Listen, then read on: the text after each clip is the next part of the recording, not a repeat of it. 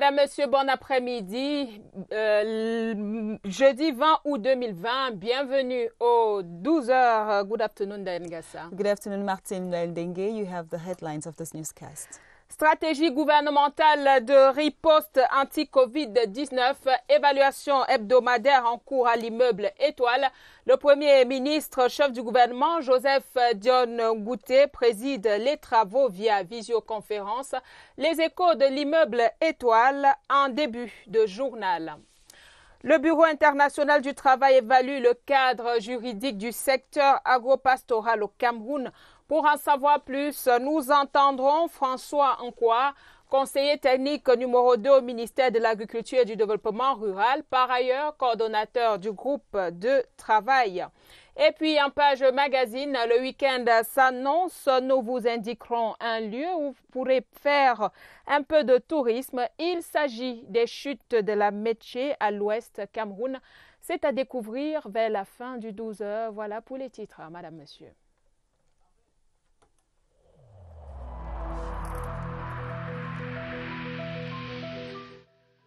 Le port du masque dans l'espace public restera obligatoire jusqu'à nouvel ordre.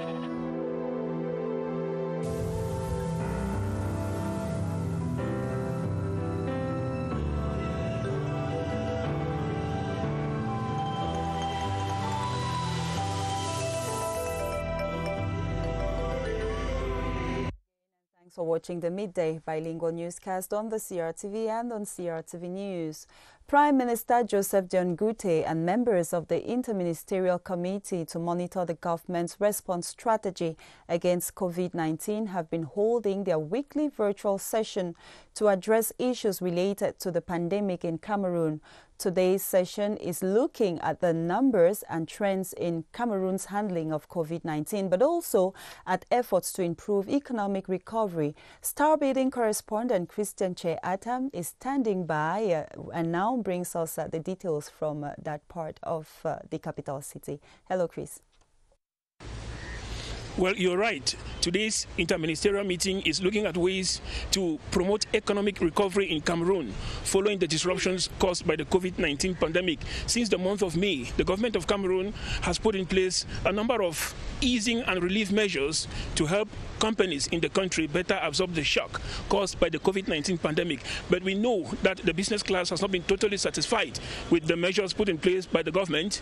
This explains why Prime Minister Joseph Dione Ngouté organized an interministerial meeting with the head of the Employers Union last July 27th.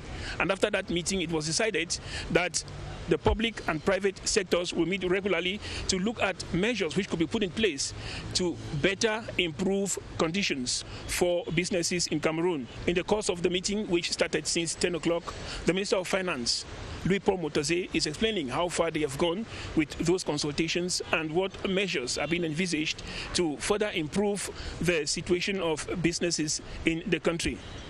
The interministerial meeting this Thursday is also dedicated to the contribution of handicraft workers in Cameroon towards the fabrication of masks and other gadgets used against COVID-19. The Minister of Small and Medium-Sized Enterprises, Achille Basilike, is explaining how that sector has been contributing to the fight against COVID-19. The Minister of Public Health, Manaoda Malachi, for his part, has already presented the evolution of COVID-19 in the country so far.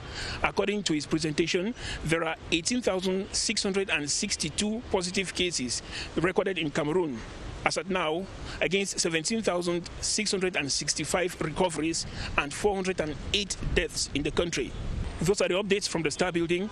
We shall definitely be bringing you more in subsequent editions. Thank you so much, Christian Che Atam. And elsewhere, the execution rate of the public investment budget in Cameroon for the 2020 fiscal year stands at 40.62%. That notwithstanding, in spite of the advent of the coronavirus pandemic, there has been an increase compared to the same period last year.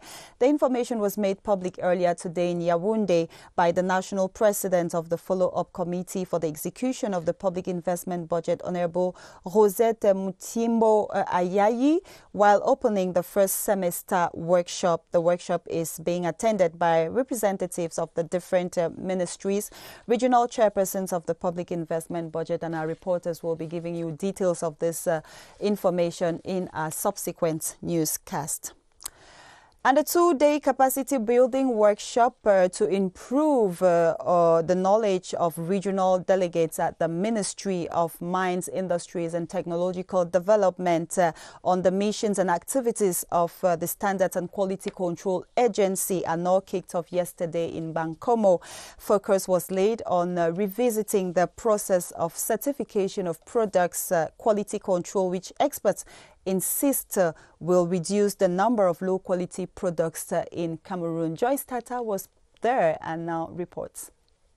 Today it's important for all our company, local industry, to produce the quality of a good product, and this seminar help our delegate to give the information to all companies and local industries to produce and to put in the market the product in standard and quality certified. And that was an excerpt of the Secretary General of the Ministry of Mines, Ali Umar. He was talking to our reporter, Joyce Tata. And this news of the day, the extraordinary session of the Commission of Central African Forests, COMIFAC, has kicked off in Yaoundé. The meeting, holding via video conference, will see experts deliberate on the recruitment of permanent staff for COMIFAC, as well as the performance of the Executive Secretariat of the Commission. Cameroon's Minister of Forestry and Wildlife, Jules Doré Ndongo, who doubles as COMIFAC president, is chairing today's meeting, and the different ministers of forestry and of Central African region are expected to come up with decisions to properly manage the ecosystem in Africa. And our reporters will definitely be coming with updates in our subsequent news editions. Martine Wendingue, you continue in the French language. Et on repart à l'immeuble Étoile Diane Gassa avec la réunion interministérielle d'évaluation de la stratégie gouvernementale de la riposte à la pandémie du Covid-19 qui a respecté le rendez-vous du jeudi dans les services du Premier ministre. Joseph Dione Gouté préside cette conférence via visioconférence. Entre autres sujets abordés, la possibilité des mesures d'accompagnement pour les acteurs économiques particulièrement touchés par la crise sanitaire en cours. On fait le point avec notre correspondante là-bas sur place, Laurentine Bekonou. Où en est-on avec les travaux de la plateforme mise sur pied avec les acteurs économiques pour atténuer les effets liés à la crise du Covid-19? Le ministre des Finances, Louis-Paul Motazé, est sur la sellette pour présenter le rapport d'étape dans la perspective de la reprise de l'activité économique particulièrement impactée par la crise sanitaire. On en saura davantage plus tard. Il convient de rappeler qu'à la date du 20 juillet 2020, le Premier ministre chef du gouvernement, Joseph Dione Gouté, avait prescrit de mener une étude approfondie pour adresser les questions liées à l'attractivité et à la compétitivité de l'économie camerounaise. Les masques de protection individuelle contre le Covid-19 feront également l'objet d'un exposé présenté par le ministre des Petites et Moyennes Entreprises, de l'économie sociale et de l'artisanat, Achille Basiliquin. Il devra rendre compte de la contribution des artisans à la fabrication locale des masques de protection. Comme chaque semaine avant, le gouverneur de la région du centre, Nasseri Paul Beya, le ministre de la Santé publique, Manaouda Malachi, ont fait le point actualisé de l'évolution de la pandémie du coronavirus au Cameroun. Il en ressort que 18 662 personnes ont été testées positives contre 17 665 personnes déclarées guéries. Malheureusement, on déplore 408 décès. Le taux de guérison est stabilisé à 91,4%. Contre le coronavirus, la lutte continue. Ici à l'immeuble Étoile, Laurentine Bekonou, CRTV. Et la lutte continue, bien entendu. Le virus est toujours là. Laurentine Bekonou, nous allons vous retrouver dans les éditions de journaux à suivre pour d'autres informations sur cette réunion interministérielle d'évaluation. Une session extraordinaire de la Commission des forêts d'Afrique centrale est en cours. Les travaux qui se déroulent par visioconférence aussi sont présidés par Jules Doré-Ndongo, ministre des Forêts de la Faune. Par ailleurs, président en exercice de la Comifac. Les travaux mobilisent tous les ministres des forêts d'Afrique centrale. Nous y reviendrons avec nos reporters là-bas, Raina Toussali et Christelle Fouda. Le Comité national de suivi de l'exécution physico-financière de l'investissement public a tenu sa première session de l'année ce jour à Yaoundé. À retenir 40,62%, c'est le taux de réalisation à date. La présidente de ce comité, par ailleurs présidente de la commission financière et du budget à l'Assemblée nationale, revient sur les difficultés dans l'exécution des projets d'investissement public et donne des recommandations pour une amélioration. Je vous propose d'écouter Rosette Moutimbo Ayayi dans cet extrait sélectionné par Joël Igor Abanda. C'est un taux d'exécution qui présente une légère amélioration par rapport au taux de l'exécution à la même période en 2019. Ceci est sûrement dû au fait que le gouvernement a pris sur lui d'améliorer quand même un certain nombre de procédures au niveau de l'exécution physico-financière du budget d'investissement. Le budget d'investissement rencontre quand même un certain nombre de difficultés. Il s'agit essentiellement de la transmission un peu tardive des dossiers de DAO au niveau des services de passation des marchés. Il s'agit de l'abandon de certains chantiers, du non-paiement de certains décomptes qui font que les entreprises ne sont pas prêtes à soumissionner. Le gouvernement met tout en œuvre pour essayer de résoudre certaines difficultés. On met le cap à présent sur Douala, dans la région du littoral. Le dialogue entre le gouvernement, les partenaires, secteurs privés, peuples autochtones et communautés locales pourrait dynamiser l'arrêt de plus s'est ouvert ce jour à l'hôtel La Falaise de la cité capitale économique du Cameroun. La cérémonie d'ouverture était présidée par le ministre de l'Environnement, de la Protection de la Nature et du Développement durable et les pierres que je vous propose d'écouter dans cet extrait sélectionné par nos correspondants de CRTV Littoral à Douala. Permet la mise en œuvre des politiques et des mesures pour réduire les émissions telles que définies dans la stratégie nationale RES+, et qui seront vérifiées par des indicateurs appropriés. La phase de paiement basée sur les résultats. Les pays sont dédommagés uniquement pour les réductions des émissions et l'augmentation des stocks de carbone par rapport au niveau de référence concerné. Le Bureau international du travail et le ministère du développement rural, le ministère de l'agriculture et du développement rural évaluent le cadre juridique du secteur agropastoral du Cameroun. Le groupe de travail de ces instances tient actuellement une séance à Yaoundé dans le but de faire l'état des lieux du cadre juridique et réglementaire de ces secteurs dans notre pays.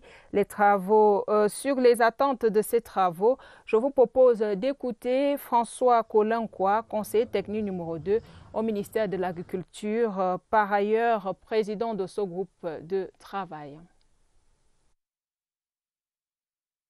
Je dois dire que depuis quelques années, l'OFIDEL, le gouvernement du Cameroun, ont mis en place un projet qui s'appelle OPA Jeunes. C'est un projet qui est destiné à promouvoir l'entrepreneuriat agricole des jeunes. Vous savez que l'économie camerounaise est basée sur l'agriculture. Il est donc question d'inciter les jeunes à s'investir dans l'agriculture de manière professionnelle. Pas comme nos parents, nos arrière-grands-parents, mais de manière professionnelle. Et pour cela, il faut des conditions. Le groupe de travail qui a été mis en place par les ministres de l'Agriculture et du Développement rural et le ministre de l'Élevage, des Pêches et des Industries animales, a eu pour mandat d'évaluer le climat des affaires dans le secteur agro-pastoral et de produire un rapport sur l'environnement des affaires dans le secteur agro-pastoral et proposer à l'attention des pouvoirs publics un plan de réforme. Ce travail, qui n'est pas tout à fait achevé parce qu'il n'est pas encore validé, est déjà tout de même disponible. Et parmi les axes recommandés pour améliorer le climat des affaires, il a quand même été demandé au groupe de travail d'anticiper, de commencer à réfléchir sur l'environnement juridique du cadre des affaires dans le secteur agro-pastoral. Ce travail a été confié à un consultant et nous sommes ici ce matin pour écouter le consultant, proposer des amendements par rapport au travail qu'il nous propose. Alors, quel est l'état du cadre juridique du secteur agro-pastoral au Cameroun? Le secteur agricole au Cameroun est régi par de nombreux textes. Mais ce qu'il convient de dire, c'est que ce sont des textes, on va dire, éparses, qui ne sont pas réunis au sein d'une loi unique comme dans d'autres pays. Par exemple, dans d'autres pays, on a justement des lois d'orientation agricole. Dans d'autres pays, on a ce qu'on a, à défaut, on a ce qu'on appelle le code rural. Au Cameroun, toutes ces réflexions sont en cours pour avoir un code rural et pour avoir également, éventuellement, une loi d'orientation agricole. Mais les textes existent, mais les textes sont un peu épars. Il est question de trouver un cadre où ces textes-là sont harmonisés et connus et codifiés. Merci. And thanks for watching the midday bilingual newscast on the CRTV. And some religion in this newscast. Catholic Christians in Yaoundé yesterday organized the second phase of their second diocesan synod at the Our Lady of Victory Cathedral here in Yaoundé. The meeting, chaired by His Grace Jean Mbarga, Metropolitan Archbishop of Yaoundé, is to renew their strategic plans in the health, education and other important domains for the development of their diocese. Here now is an excerpt of His Grace Jean Mbarga, selected for us by our reporter Alice Mbey. We want to build the same values, unity and common good for the church and for the pastorality. That means we are looking to imitate the first communities, Christian community, as you can read it in the Bible. This second step of our diocesan synod want to implement our capacity in many domains, especially the gestion of the common good in our diocese and full participation of the faithful in the development of our diocese. And traditional rulers of the northwest and southwest regions have pledged to forgive separatist fighters if they should put down their arms and reintegrate the mainstream of society. The appeasement measure was announced in Yaoundé yesterday during a meeting between the traditional rulers and Minister of Territorial Administration Paul Atanganji. The meeting was convened to reflect on the ways to bring lasting peace in these two English-speaking regions of the country, and also to look how the funds and chiefs can go back to their palaces. Kilian Datanzifon was there, now reports. The Territorial Administration Minister Paul Atanganji meets the traditional rulers from the northwest and southwest on high instructions whose ultimate objective is seeking peace. How do we accompany our funds back to their fondoms, their villages? This is a major concern expressed by His Excellency President Paul Biya and His Excellency Prime Minister, Head of Government. The traditional rulers from the two security-troubled regions are ready for compromising concessions for the sake of peace. The funds must forgive those who yesterday harassed them. They must forgive those who desecrated their palaces. And in some cases, some sort of purification has to be done. Through the meeting, I got to understand that government don't want to act like a robust machinery that decides on its own, but wanted to find out from us what it can do to enable us back to our palaces. The meeting that took place in two phases within the context of limiting the spread of coronavirus pandemic was attended by prominent members of government and parliamentarians from the two regions. And elsewhere, Elundu Josephine has been elected as the new president of the Women's Network of the Mefu and Akono Division in the Central Region. Her election took place during the General Assembly of the association in the presence of the Senior Divisional Officer for the Mefu and Akono, Antoinette Zongo. Victor Siga completes that story for the Midday Bilingual Newscast. The coming together of women of the network of female association in the Mefu and Akono division was to vote the president of the network and earmark some of the challenges faced by women in the Mefu and Akono. We are going to fish out all the female associations in the division, accompany them in their different projects. We need to know who they are, and in that way we will better follow our roadmap. The elected president, Elundu Josephine, and her team will henceforth assure the well-being of the rural women through the creation of developmental projects. I want them to continue to work hard and to attend the woman and the young girl. The president voiced the need for a joint effort in building a more fruitful environment in the division. And it's the long holiday period. Parents are enrolling their children in different holiday activities, recreational camps to keep them busy. But this big question everybody is asking is how can these kids respect the COVID-19 barrier measures when we know that they get along and even swim in some of the pools here in Yaoundé? To find the answers to these questions, our reporter Joyce Tata visited some of these recreational facilities and brought back this report.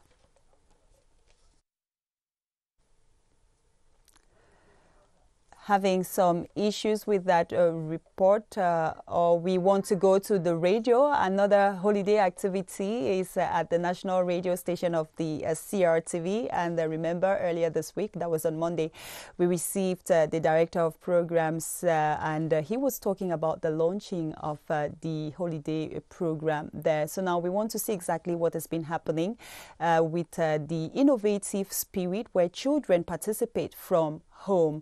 Let's go back to the radio to see the ambience of holiday workshop. It's holidays. You're searching for what to do? Don't worry anymore. CRTV's holiday workshop goes digital. The state broadcaster this year prioritizes the health and well-being of youths who want to keep busy while at home by making it possible for holiday makers to participate in the program through the social media platform WhatsApp. Earlier this month, a forum titled Vacances Utile Digital was created to ease communication with this year's participants. They will have to send their feet online for the various slots of the program. 2 new slots have been introduced this year, notably Musical Request and My Top 5, where the kids could dedicate songs to loved ones, listening to them on the airwaves of the CRTV's national station.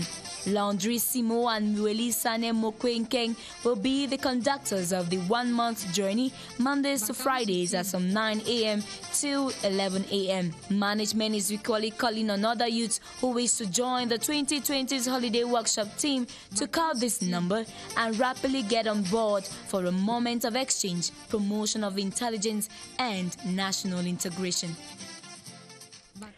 Vous regardez le 12 sur la CRTV. Madame, Monsieur, merci d'être avec nous et on reste dans les activités des vacances.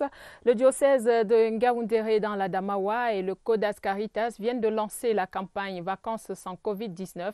L'opération va rassembler un mois durant des jeunes qui vont sensibiliser les populations sur le respect des mesures barrières contre le coronavirus. La cérémonie de lancement a été présidée récemment par Monseigneur Emmanuel Abo, évêque de Ngaoundéré. Eric Mvogoada, CRTV Adamawa, reportage. Il fallait s'y attendre. Vacances sans Covid-19 est là. À l'initiative du Codas Caritas, diocèse de Ngaoundéré, 40 jeunes vont sensibiliser les populations de la région Château d'Eau du Cameroun au respect des mesures barrières. D'un agent sensibilisateur à un autre, l'engagement semble être le même. Cette pandémie fait ravage partout dans le monde. En tant que Tchadien ici au Cameroun pour les études, je voudrais apporter ma pierre contributive pour barrer la route à cette pandémie. À l'évidence, Vacances sans Covid-19 est un autre pas de l'Église catholique romaine dans la lutte contre le coronavirus au Cameroun. Ce que nous faisons aujourd'hui, comme je le disais, c'est le prolongement de ce que nous avons commencé. Et aujourd'hui, nous avons voulu intégrer, n'est-ce pas, les jeunes dans le cadre de la lutte contre cette pandémie. Alors, ces jeunes ont été formés et maintenant, ils vont aller vers la population pour transmettre le message de la vie. Ceci dit, durant 30 jours, les ambassadeurs du respect des mesures barrières vont arpenter les rues de la ville de Ngaoundéré. Leur message est certainement attendu.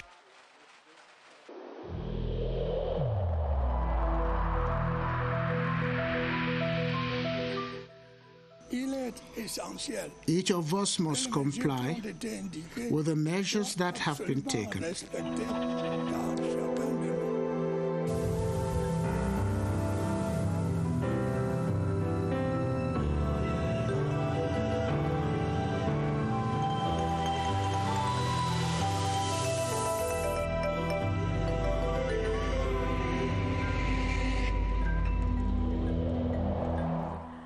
Nous sommes à quelques heures du week-end qui s'annonce à grands pas et la page magazine du jour nous amène donc à la découverte d'un site attrayant dans la région de l'Ouest.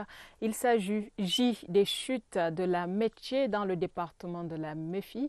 Celle-ci offre une vue spectaculaire des cascades d'eau naturelle. Pour le bonheur des visiteurs et pour votre bonheur ce midi, chers téléspectateurs, voici les chutes de la Métier présentées par Sylvestre Jack de CRTV Ouest à Bafoussam. Voici les chutes de la Métier, l'une des nombreuses attractions touristiques dont regorge la région de l'Ouest. Ici, l'eau règne en maîtresse, offrant un spectacle saisissant, autant par son débit que par sa hauteur de près de 40 mètres. Elle impose sa musique, faisant taire tout autre bruit dissonant aux alentours. La valeur du site s'étend bien au-delà du simple aspect touristique. La chute de la Métier occupe une grande place, et même une place divine. Les gens viennent quand il y a un petit malheur quelque part, on vient ici faire des offrandes et puis se recueillir. C'est un lieu touristique qui devait normalement, qui rapporte. Et il y a des jours où quand vous venez ici, vous trouvez les étrangers avec beaucoup de voitures garées là-haut et viennent visiter. Il se dit que cet endroit a joué un rôle important à une certaine époque de l'histoire du Cameroun. Pendant la guerre d'indépendance, beaucoup de nationalistes ont perdu leur vie ici. On venait les jeter dans la chute, en haut là, et tomber avec, comme vous voyez l'eau tomber là, avant d'arriver en bas, beaucoup mouraient. Les chutes de la Métier que vous voyez derrière moi constituent l'une des merveilles dont la nature a gratifié la région de l'Ouest. Ce lieu attend cependant d'être viabilisé, surtout qu'il a un avantage non négligeable situé à proximité de la route nationale Bafoussam-Bamenda. Depuis les chutes de la Métier, Gisle Angoula, Idriss Ele, Sylvestre Jack. Beautiful waterfall there, and that's the beauty of our country, Cameroon. And Cameroon's Sports and Physical Education Minister has urged contractors working on the CHAN and AFCON sports infrastructure in the country to hasten their pace of work and ensure that all the projects are completed before the year runs out. Narcisse Mwele-Kombi was speaking as he made a round of the event venues based in Yaoundé, including the Olembe Sports Complex, where work in progress is still loitering around 80%. Daniel Ekonde accompanied the minister of the trip and reports that the contractors and time are running at a counter-current. It took Minister Narcisse Mwele-Kombi close to 4 hours to make rounds at the 4 sports centers. First at the Olembe Sports Complex, where numbering of seats is taking place and the playing surface is being finished. But what is left is in the main playing field, the finishing of the athletic tracks. We have still some work to do in the presidential area, and then at the entrances, a couple of months and it should be finished. At the Amadou Aidjo Stadium, Minister Mwele Kombi noted a tiny patch of the turf that is not in order. He demanded it be fixed within a month. He took interest in the dressing room at the Biak Sports Complex, but much of the attention was at the Ngwaikele Stadium, being used as one of the COVID-19 treatment centers.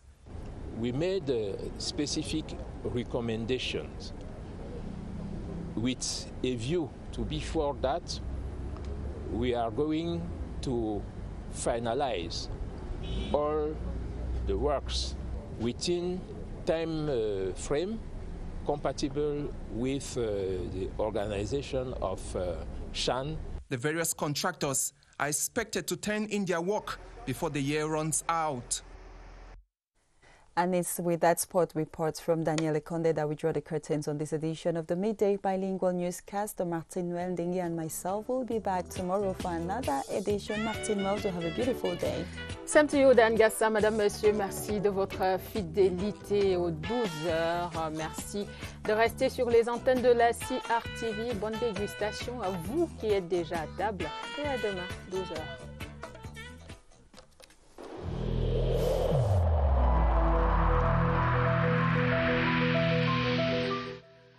Le port du masque dans l'espace public restera obligatoire jusqu'à nouvel ordre.